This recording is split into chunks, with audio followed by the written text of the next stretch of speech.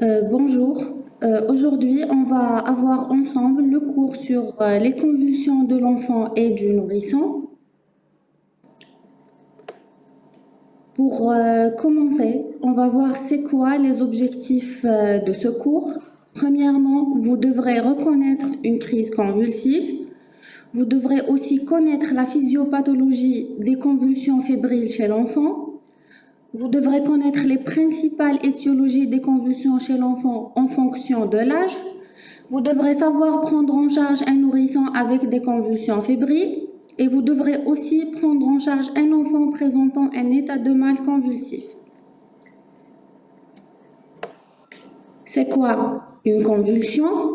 Alors, il faut savoir que les convulsions sont des contractures brusques et involontaires de la musculature striée. La crise est souvent déclenchée par la fièvre et l'évolution est le plus souvent bénigne.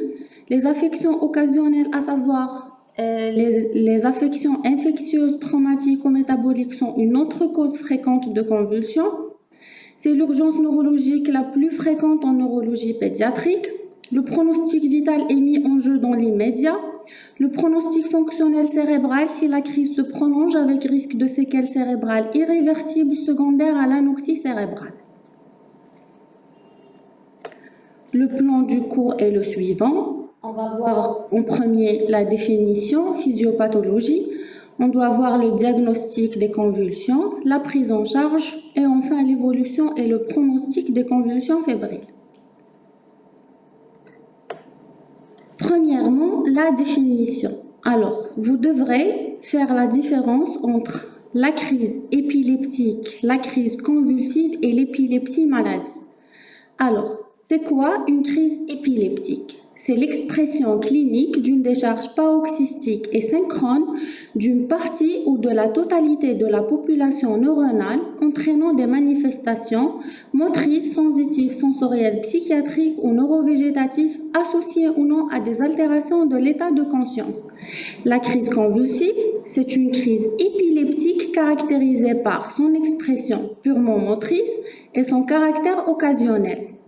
Par contre, l'épilepsie maladie est définie comme une affection chronique caractérisée par la récurrence ou la répétition de plusieurs crises épileptiques. Elle peut être symptomatique d'une lésion organique cérébrale ou idiopathique. Dans notre cours, on va essentiellement se focaliser sur les crises convulsives occasionnelles. La physiopathologie. On va commencer par la physiopathologie des convulsions chez le nourrisson. Et essentiellement, on va voir la physiopathologie des convulsions fébriles. Alors, on pensait que c'est la fièvre qui était responsable de la genèse des convulsions fébriles, mais ce n'est ni la baisse ni cette élévation de la fièvre, à vrai dire, qui est responsable des convulsions fébriles. Mais c'est plutôt le rôle de l'alcalose induite par l'hyperventilation, elle-même liée à l'hyperthermie, modifiant donc l'excitabilité neuronale avec un risque de décharge neuronale. Mais à côté de cette hyperthermie, et ça c'est nouveau, il y a la réaction inflammatoire cérébrale.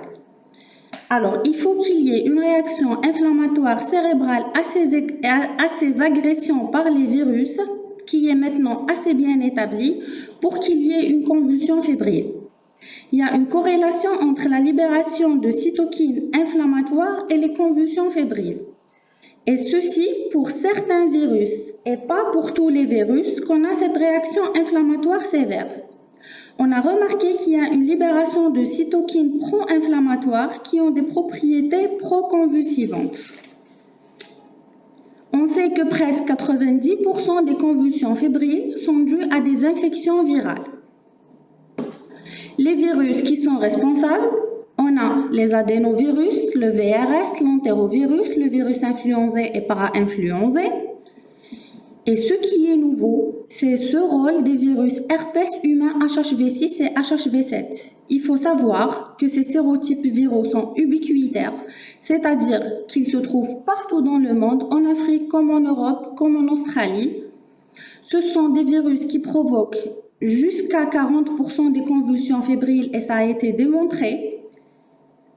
Et à côté de ces virus, herpès humain HHV6 et HHV7, on a le virus influenzé A qui est aussi responsable de presque de 40% de ces convulsions fébriles. Donc, on a la fièvre, on a ces sérotypes viraux un peu particuliers, on a cette réponse inflammatoire cérébrale, et tout ça doit être associé à une implication génétique. L'implication génétique dans les convulsions fébriles est très bien établie. Le mode de transmission n'est pas univoque, il est autosomique dominant et polygénique, c'est-à-dire il y a plusieurs gènes qui sont responsables de la genèse de ces convulsions fébriles. Et si on résume le tout, pour qu'il y ait convulsion fébrile, il faut qu'il y ait premièrement une agression virale, et cette agression virale ou ces agents viraux un tout petit peu particuliers, dans le sens où l'HHV6, l'HHV7 et le virus influenzé A sont à 70% responsables des convulsions fébriles.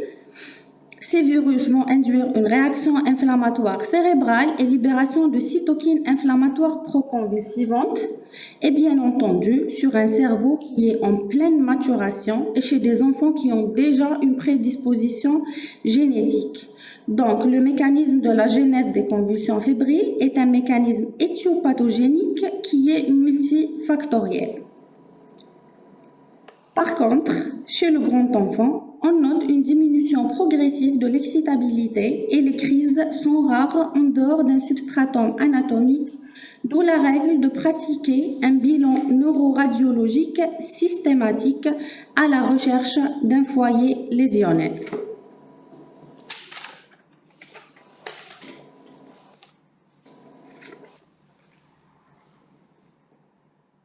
Le diagnostic positif, alors il faut savoir que le diagnostic positif est clinique, il est facile si on assiste à la crise, sinon dans le cas contraire, on doit se fier à la description des parents et rechercher les signes post-critiques, à savoir une mydriase bilatérale, un Babinski bilatéral, blessure du bord latéral de la langue et perte d'urine. On doit aussi connaître les types de crises. Je vous ai mis la classification internationale de 2010 qui est vraiment la classification la plus simple. Alors, on a des crises généralisées, des crises focales sans altération de la conscience avec symptômes moteurs ou végétatifs, crise partielle simple, motrice focale ou végétative, avec altération de la conscience, crise partielle complexe évoluant vers une crise bilatérale remplace le terme secondairement généralisé, crise inconnue et spasme épileptique. Il faut aussi connaître c'est quoi l'état de mal épileptique. Alors, l'état de mal épileptique est une crise prolongée qui dure plus de 15 minutes ou c'est la survenue d'une crise unique ou plusieurs crises successives subentrantes durant plus de 30 minutes sans reprise de la conscience. Le diagnostic différentiel, donc il faut éliminer tout ce qui n'est pas une crise convulsive, à savoir les trémulations, le spasme du sanglot, les syncopes vagales, l'accident au RGO, les troubles de la conscience au réveil d'une sieste, les myoclonies d'endormissement et du sommeil, la crise hystérique de l'adolescente, l'hyperplexia ou la maladie des sursauts. Le diagnostic étiologique, alors on va commencer par le nourrisson, ensuite on va voir le grand enfant. Chez le nourrisson, avec fièvre, alors soit une fièvre due à une infection intracérébrale, à savoir méningite, encéphalite, abcès, suppuration péricérébrale, ou une fièvre qui est due à une infection extracérébrale, à savoir les convulsions fébriles. Alors, c'est quoi une convulsion fébrile? Elle se définit par les critères suivants. Une convulsion focale ou généralisée, brève ou prolongée, survenant les 24 premières heures de l'installation d'une fièvre, chez un nourrisson ou un enfant dont l'âge est compris entre 6 mois et 5 ans, c'est exceptionnel après l'âge de 6 ans, avec l'absence d'infection intracrânienne. Avant de parler de convulsion fébrile, on doit être sûr que ce n'est pas une méningite ou une méningo-encéphalite. Et absence de convulsion apéritique antérieure ou d'affection neurologique connue.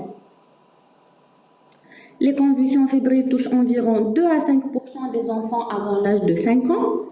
On note aussi une incidence qui est vraiment élevée au Japon, elle est de 9%. Les premières crises, elles sont rares avant 6 mois, exceptionnelles après 6 ans. Alors, les convulsions fébriles après 6 ans rentrent dans un autre cadre d'épilepsie. On les appelle les syndromes GEFS, c'est-à-dire convulsions fébriles associées à une épilepsie généralisée. Et elles sont maximales au cours de la 2e année, entre le 14e et le 19e mois. Les garçons semblent être légèrement plus touchés que les filles.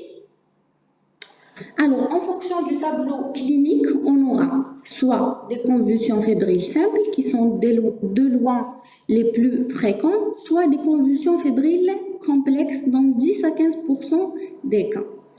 Alors, il faut savoir que la distinction entre convulsions fébriles simples et complexes est très importante car elle conditionne la conduite à tenir et le pronostic.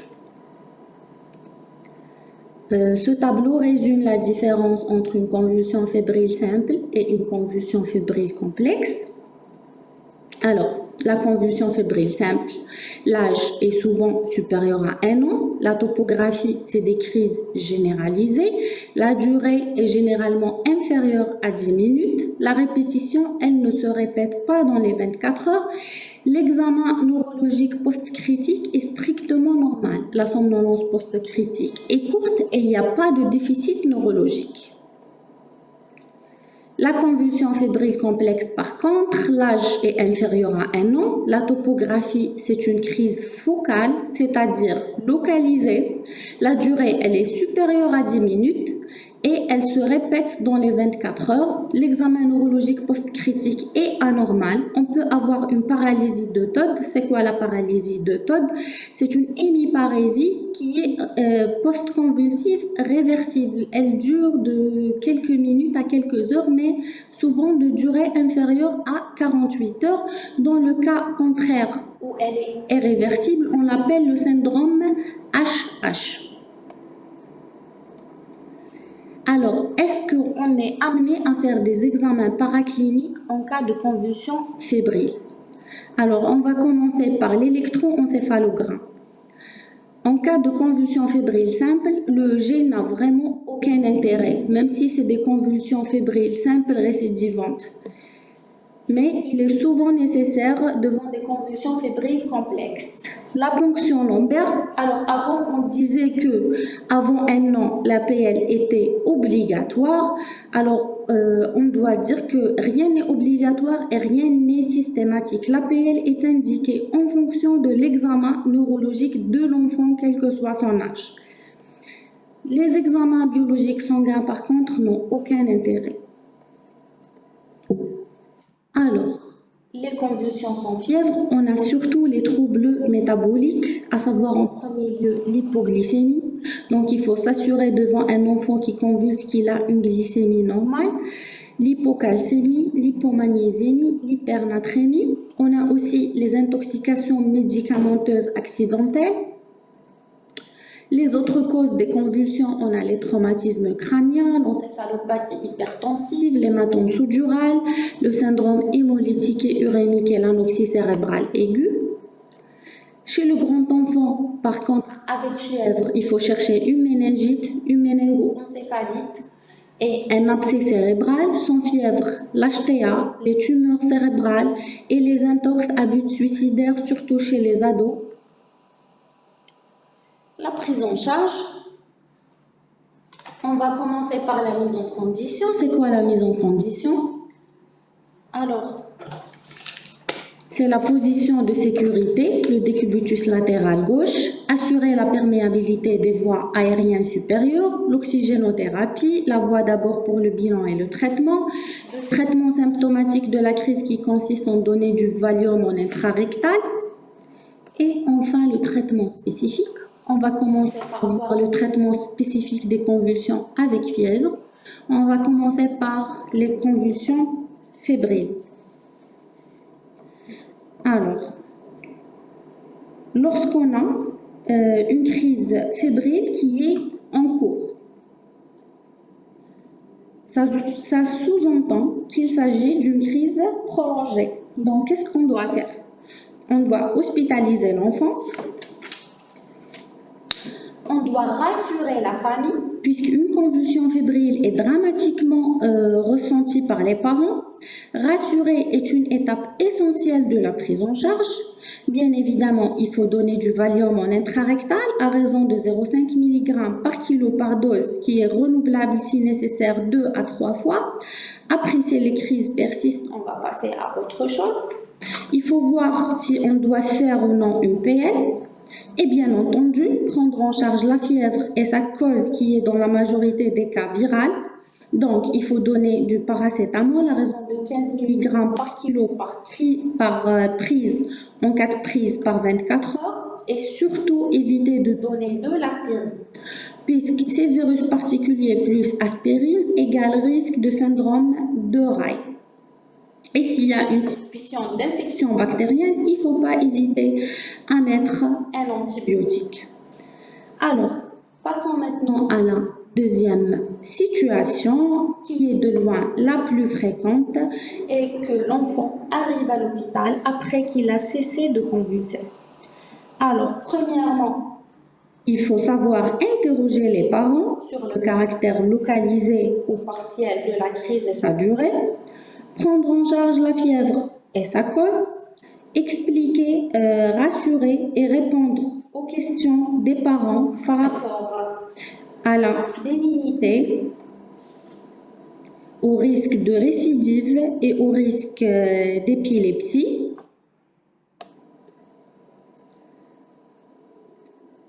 Et traitement de l'étiologie. Quand c'est une méningite bactérienne, il faut mettre des antibiotiques. Quand c'est une encéphalite herpétique, la cyclovir. Quand c'est un abcès cérébral, traitement médical et neurochirurgical.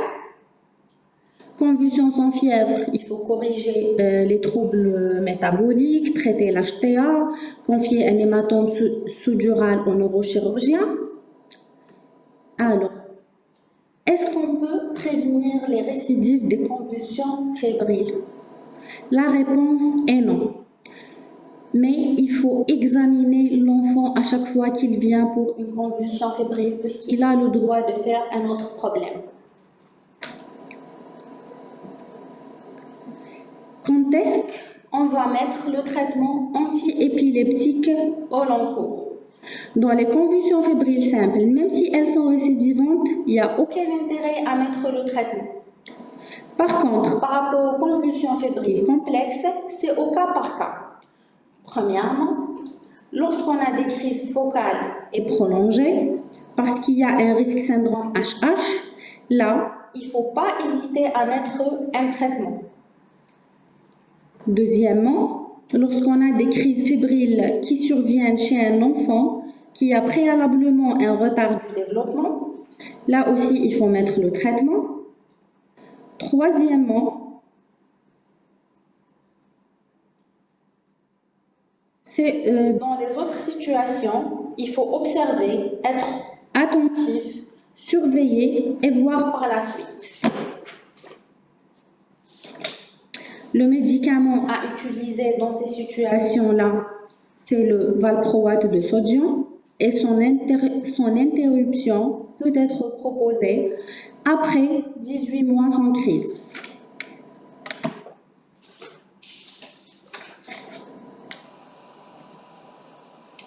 Le traitement de l'état de mal épileptique est le suivant. Alors au début, on va mettre une première benzodiazépine en intrarectal, à savoir le diazépam.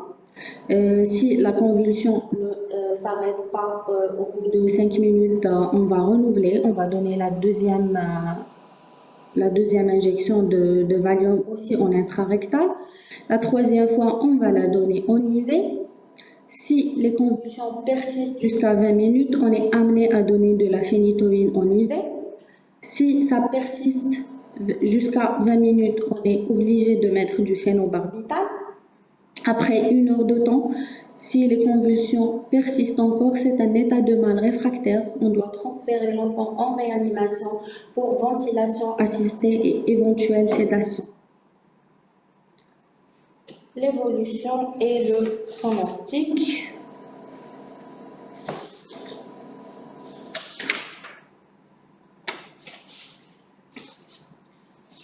Alors, il faut savoir répondre aux questions que les parents vont vous poser. Alors, la première question est: est-ce que mon enfant va reconvulser? Alors, il faut savoir que le risque de récurrence est de 33%. Mais la probabilité de récurrence peut être calculée et elle est en fonction de certains facteurs, à savoir l'âge inférieur à 1 an, les antécédents familiaux de convulsions fébriles, le délai court entre le début de la fièvre et la convulsion, qui est un élément très difficile à préciser, et la faible intensité de la fièvre au moment de la crise.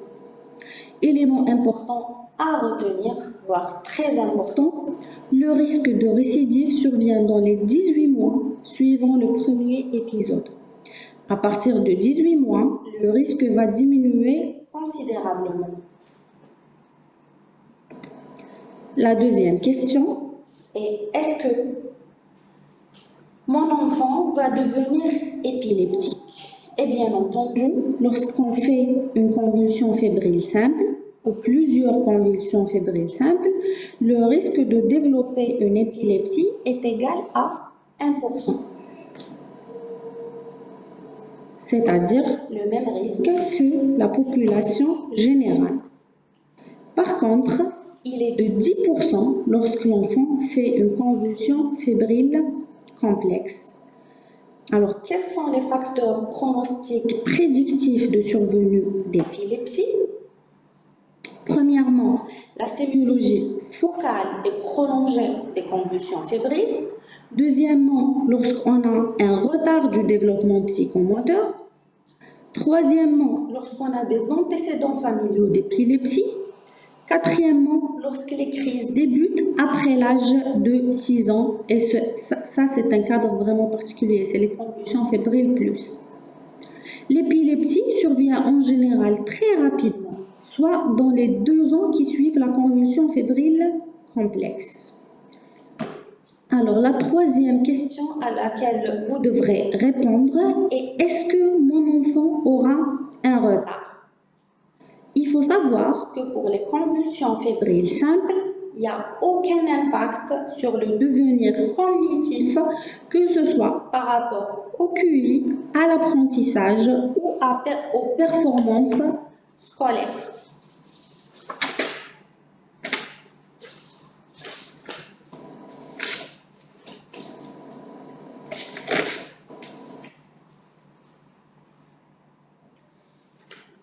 Alors, la partie encore la plus importante, c'est vaccins et convulsions fébriles. Alors, vaccins et convulsions fébriles est une question qui revient à chaque fois. Alors, premièrement, il faut savoir que le DT-Coq a un risque de convulsion fébrile uniquement le jour du vaccin. Et ce risque est estimé à 6 à 9 pour 100 000 enfants. Deuxièmement, le ROR, qui est le vaccin rougeole, oreillon, rubéole, le risque de faire une convulsion fébrile est tardif. Il peut survenir après le 5e, 6e jour, mais on a remarqué que ça survient entre le 8e et le 14e jour après l'injection.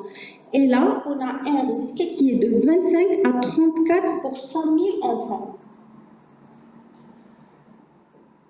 C'est-à-dire que le risque du ROR est supérieur à celui du DT-Coq.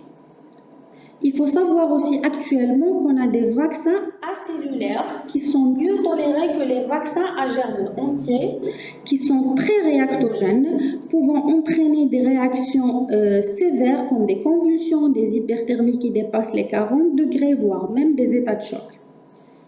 Il faut savoir qu'il ne doit pas être réitéré s'il a entraîné une première fois des réactions majeures, sauf dans le cas d'encéphalopathie épileptique active. Par contre, en absence d'épilepsie, même si le nourrisson avait fait une réaction la première fois, il faut lui donner son vaccin, mais sous une surveillance et sous une couverture d'antipyrétique. En conclusion, il faut savoir que les convulsions fébriles sont de loin les plus fréquentes et elles sont le plus souvent bénignes, qu'elles ne nécessitent pas des explorations. Il faut aussi éviter de donner les épileptiques au long cours pour des convulsions fébriles simples. Et surtout, il faut rassurer, expliquer et informer les parents. C'est une étape vraiment essentielle dans la prise en charge. Et je vous remercie pour votre attention.